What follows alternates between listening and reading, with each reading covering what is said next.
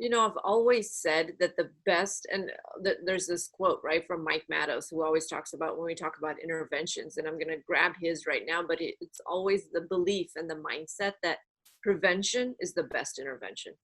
Like, you can do everything you can after the fact to help those individuals, whether it's our kids or adults, but we need to get ahead of these issues that our kids are dealing with and the stress. And so for me, even when I was a building principal to now, how do we get ahead of it, and how do we prevent our kids from making some of the choices, the poor choices that they do?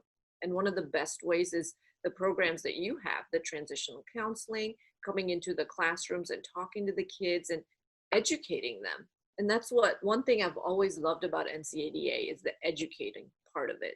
And I know we personally need to grow in the parent piece as well, because that's a whole nother piece that we have not tapped into. But how do we continue to have organizations like NCADA come into our classrooms, talk to our kids, and really help them understand, if you make this choice, these are some of the consequences, and this is the road that you're going to travel down. And I think we miss so many of the kids that walk into our classrooms daily, and they have a story, and we don't know what they're carrying with them. We get so busy in academics, critical thinking, problem solving, that we forget that they're coming in with so much baggage, and then we have to figure out, how do we get them to deal with it? And I think when you guys come in, you may come in, you leave, but we see the effect of it. You'll have kids coming in and just saying, okay, I really need help with this. So they'll go to their counselors and talk about things. So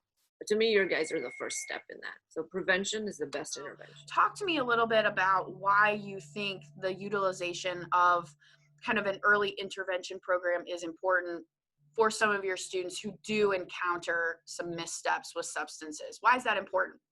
Sure. I think it is a paradigm shift for a lot of educators, and you're completely right in terms of it's a philosophical mindset. For me, I think it really hit home, and it's a quick story, but I remember I was an assistant principal, and I had a kid, and you have this great discipline handbook, and says if you do X, you get this discipline. If you do this, you get this level of discipline. And it's great, and I do believe that kids should get consequences for the actions they take.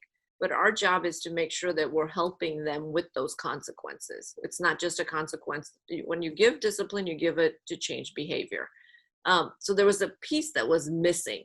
And for me, when this student happened to be in the classroom, we find out from other kids that it's not a water bottle. It's got, alcohol in it. Bring the kid into my office, and I knew exactly, based on the discipline book, what discipline that child was going to get. But great kid, no red flag throughout this. It was something that he made a poor choice, and we were not going to let that poor choice deter him from his destination. And I remember at that time saying, this kid just needs someone to talk to and educate them and be their advocate. And I remember picking up the phone and calling, because I had a whole plethora of resources, right? And I know we had started some work with NCADA, and I called NCADA and I said, hey, this is going to be outside the box, but I got this kid. Can you guys just talk to him? And you guys were phenomenal. You're like, absolutely, send the contact information. You guys met with him, and ended up being a few sessions.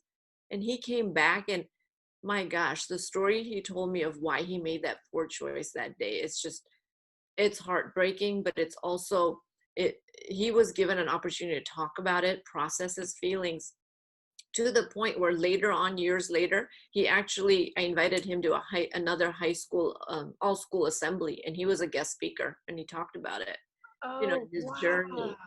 So it was just one little small decision on my end. I didn't do anything, truly. I just found a resource like you guys, and you guys did the work. And that's why I truly am a believer in the work that you do. You don't just, offer sessions and do counseling programs. You truly change lives. And I believe that 100%. And I know that because I've seen it happen in front of me. Why education for you? I mean, did you always know that you wanted to be in education? I did not. I have a long story. I was born in Kenya. East Africa, and my parents moved here with the I'm sorry. I'm sure I was supposed to read your bio ahead of time, but no, that's okay. Okay, I'd rather this. So thank you. I was born in Kenya, and I remember at an early age, my parents said to the four of us, because I have one brother, two sisters, that someday we're going to move to the United States so you guys can get a better education. That's it. And 10 years later, because I was 10, they're like, it's time. We packed 2 suitcases and we moved to the United States. I came to New Jersey first year and then moved to Kansas City, where I've been most of my career and life, not career, life. And ever since then, you know, it was all about, for me, it was always about education and how do you make people better around you? How do you elevate them? And I remember going to high school. I started 6th grade here. And you want to talk about, I always think about our 6th graders and that transition year. That is hard. Hard. And I tell them my story of I started 6th grade in a new country where I didn't even know what a locker is. Like, you know, and so it was a journey, and I've always been dedicated to education. And I didn't know. I started pharmacy school for a year, and then I went into nursing, and I'm like, this is not me. What's, you know, and then I found my road to education, and I've always wanted to help people. That's what all 4 of us, the siblings, you know, our job is to make everyone else's life better. So how do you do that? Whatever path you choose.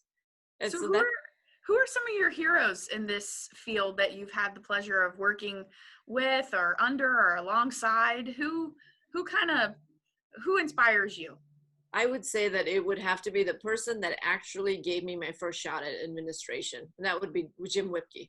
You know, he took a chance on me. Here's someone who has taught for a year and a half as a science teacher in, you know, in Rockwood, and I applied for an assistant principal job, and he saw something in me that I probably didn't either. And he gave me that opportunity. And ever since then, he's just been a coach and a mentor and just a great friend. And he's always about kids, and he always talks about how do you change lives and how do you make everyone around you better. So I've got to learn from one of the best. And then of course I got to work with Dr. Knos for a while, and same philosophy, you know. So I've been very, very fortunate to have people that I can work with and colleagues. And even Dr. Marty in Parkway has been he is phenomenal. And he's, in my role now, he's been very great supporter and just very open to ideas and someone I can bounce different things with. So all 3 of those great people. So I have kind of one more question, and I hope I'm asking it right, but what do you envision for Fox for the next 5 years? You know, it's funny you asked me that, because when I got the superintendent role, you know, they did a little, you know, like an announcement, and I was up there and I started speaking. And the last thing I said is, I want to know that every kid walks into this district with a promise that we're going to love them and we're going to take care of them. And along the way, they're going to leave us with a purpose. So for me, that's been my, you know, my mantra. And I know even if it's 5 years or 10 years down the road, if kids come back and say, man, we went to Fox School District and you know what, you helped me find my purpose. To me, that's the mark I want to leave. I want to be able to help kids no matter where they are on their path, whether they're going to an Ivy League college or they've decided to go to the military or the workforce. Our job is to make sure that we help them find their purpose. And if we can do that, hey, we found success. And so there will be bumps. And I say that all the time. There are going to be hard times for these kids. There are challenges that we probably have not even experienced. So our job is to make sure that if they decide to take a different route, how do we help them along that way and support them? And that's why I keep going back to prevention is the best intervention. Let's make sure that we're doing everything we can to help them find their purpose. And that's to me the end goal, help them find their purpose. No, I think your questions were so good, and I always speak from my heart. I think I just want to make sure though that, you know, you guys, as an organization always talk about advocacy and intervention and being true supporters of everybody. And I truly believe that. I want to thank you guys. I truly, for the work you do, you don't get enough credit for everything you do, but you literally change lives and you make the world a better place. And I know that's so cliche, but I mean that from my heart, because I feel honored and humbled to get this award, but truly it's you guys that deserve the award, not me. So just thank you for doing everything you do for our kids. Well, thank you. And you are a gatekeeper. So you allow us to come in and serve your students. And we tell brand new staff who say, I just want to work with kids. And it's like, cool. And you have to be able to work with adults, because if the adults who are the gatekeepers don't buy what you're saying from your heart and what you're doing, they're not going to let you into their most precious asset. So it's really, we're very grateful that you see that and that you allow us to come into your district time and time again, and that you reach out to us. So this really is a partnership, and we just wanted to really say again, thank you so much. Your award will be dropped off soon. We really do appreciate you. Thank you.